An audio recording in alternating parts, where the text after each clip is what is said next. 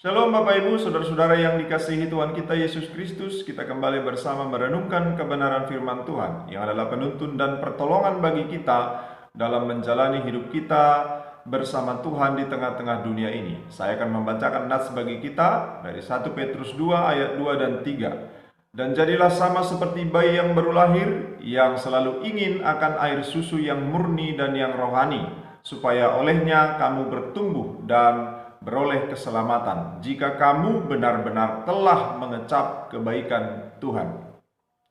Saudara-saudara yang dikasihi Tuhan kita Yesus Kristus, saya mau memulai renungan ini dengan pengandaian. Saat ini kita sedang dalam masa pandemi, yaitu COVID-19, di mana kita dibatasi dalam banyak hal. Pergerakan kita terbatas, untuk melakukan kegiatan-kegiatan kita pun dibatasi, termasuk untuk memenuhi kesukaan-kesukaan kita pun dibatasi karena situasi ini.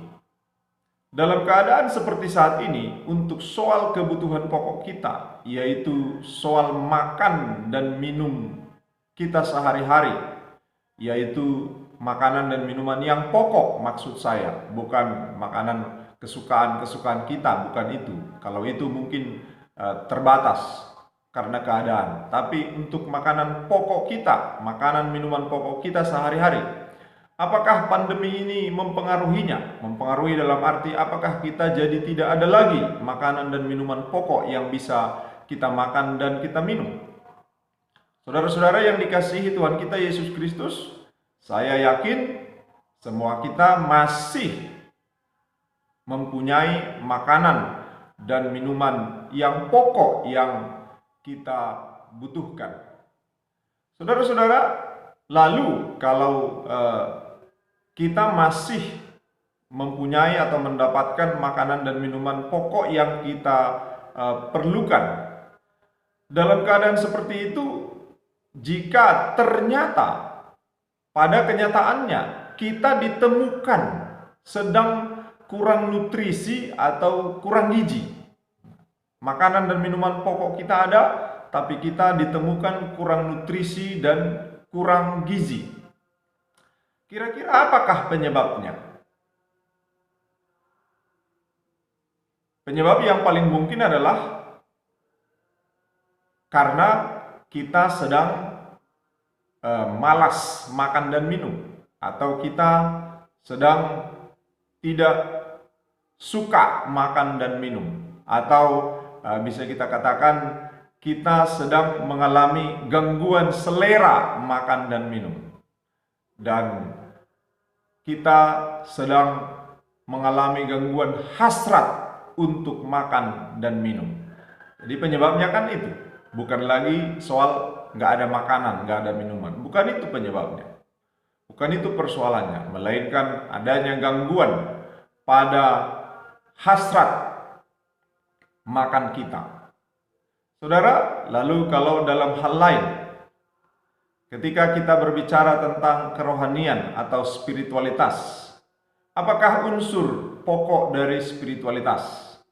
Tentu unsur pokok dari spiritualitas adalah diri kita sendiri, lalu mungkin Alkitab, itu kan kita perlukan, lalu ada waktu, lalu ada tempat di mana kita bisa membangun kerohanian kita. Misalnya berdoa, membaca Alkitab, memuji menyembah, kan butuh waktu dan butuh tempat. Saudara, apakah kesemua unsur itu saat ini masih ada pada kita? Apakah kita masih ada memiliki semua unsur itu? Diri kita sendiri tentu masih ada. Lalu Alkitab, saya yakin semua kita punya Alkitab. Lalu waktu, saya juga yakin kita masih punya waktu untuk kerohanian kita. Tempat, nah ini pun saya yakin masih ada, karena tidak butuh tempat yang luas dan tidak butuh tempat yang begitu khusus untuk kerohanian kita, karena dimanapun kita bisa berdoa, dimanapun kita bisa membaca merenungkan firman Tuhan, tidak begitu sulit. Saya yakin semua unsur-unsur pokok itu masih ada. masih ada. Lalu pertanyaannya, ketika semua unsur-unsur itu masih ada, apakah kita sekarang ini bisa mengatakan bahwa diri kita cukup gizi dalam kerohanian atau cukup nutrisi dalam kerohanian? Atau sebaliknya, kita sebenarnya kalau dari sudut kerohanian sedang kurang gizi atau sedang kurang nutrisi. Bagaimanakah keadaan kita masing-masing? Saudara-saudara, lalu kalau kita ternyata telah menemukan kenyataan bahwa kita ini sebenarnya sedang kurang nutrisi atau sedang kurang gizi secara rohani, kira-kira penyebabnya apa? Sama seperti makanan dan minuman tadi, pengandaian yang di atas tadi. Nah, penyebabnya bukan lagi karena kita tidak punya unsur pokoknya, karena unsur pokok sudah kita punya. Penyebabnya adalah karena kita mengalami gangguan dalam selera kerohanian. Kita mengalami gangguan dalam hasrat kerohanian. Hasrat kerohanian kita sedang terganggu. Saudara-saudara, ini adalah keadaan yang tidak jarang dialami oleh orang-orang percaya, yaitu hasrat rohani yang terganggu. Saya mengatakan bahwa hasrat rohani orang percaya itu hanya mungkin terganggu. Kalau hilang tidak mungkin, saudara. Jadi tidak mungkin seorang percaya kehilangan hasrat kerohanian. Kehilangan hasrat berdoa, kehilangan hasrat membaca merenungkan firman, kehilangan hasrat beribadah, memuji menyembah Tuhan. Tidak mungkin seorang percaya kehilangan hasrat yang demikian.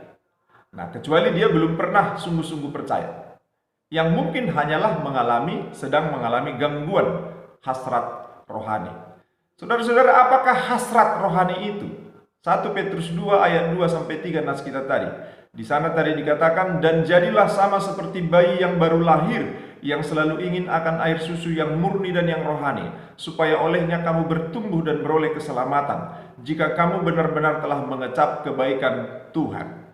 Saudara, 1 Petrus 2 ayat 2 dan 3 ini bukanlah sebuah petunjuk yang berorientasi kepada usaha kita untuk menjadi seperti bayi yang baru lahir, melainkan menuntun kita supaya kita menyadari bahwa kita ini adalah ibarat bayi yang baru lahir.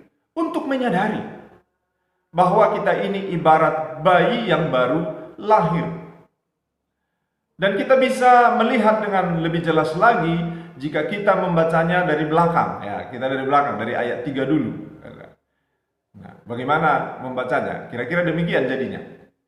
Jika kamu benar-benar telah mengecap kebaikan Tuhan, jadilah sama seperti bayi yang baru lahir, yang selalu ingin akan air susu yang murni dan yang rohani, supaya olehnya kamu bertumbuh dan beroleh keselamatan.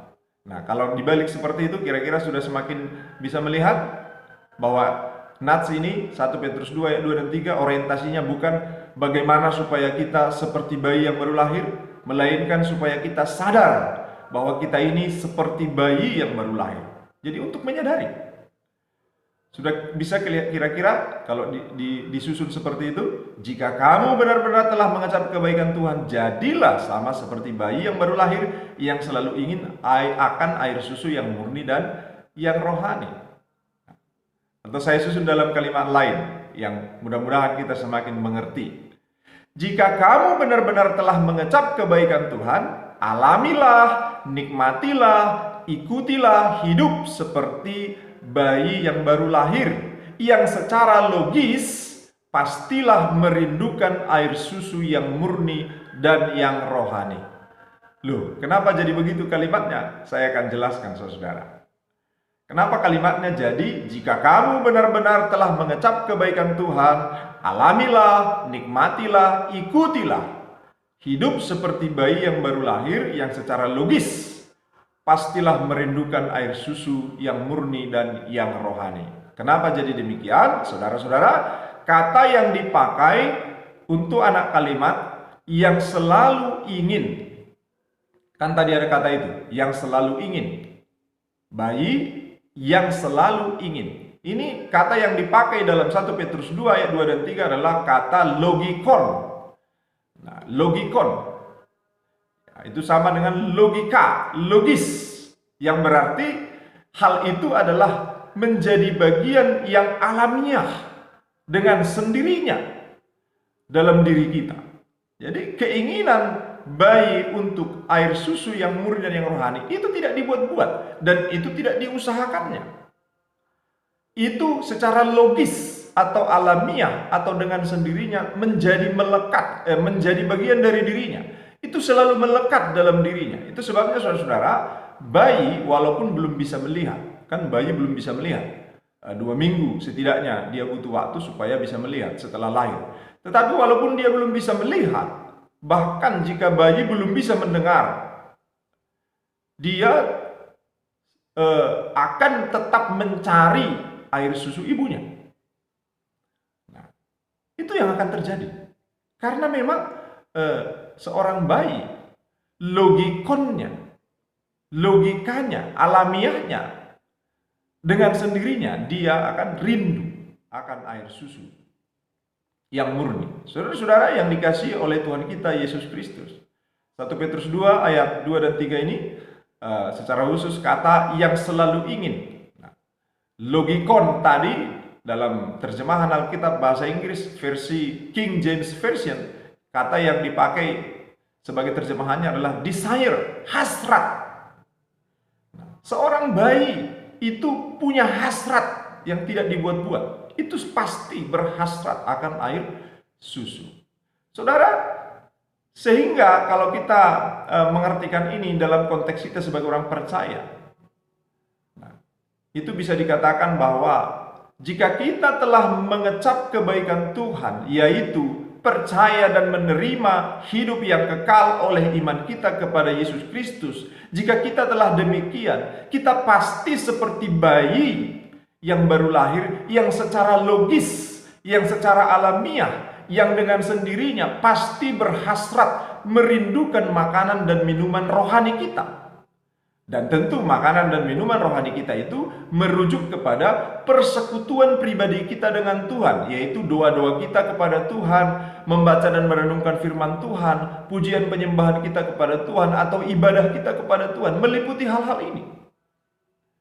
Ini adalah ciri utama kita sebagai orang percaya, yaitu yang pasti berhasrat akan makanan dan minuman rohani kita, yang kita bisa nikmati dengan melimpah lewat persekutuan pribadi kita dengan Tuhan, lewat doa-doa kita, lewat membaca merenungkan firman, lewat pujian penyembahan, lewat ibadah kita kepada Tuhan.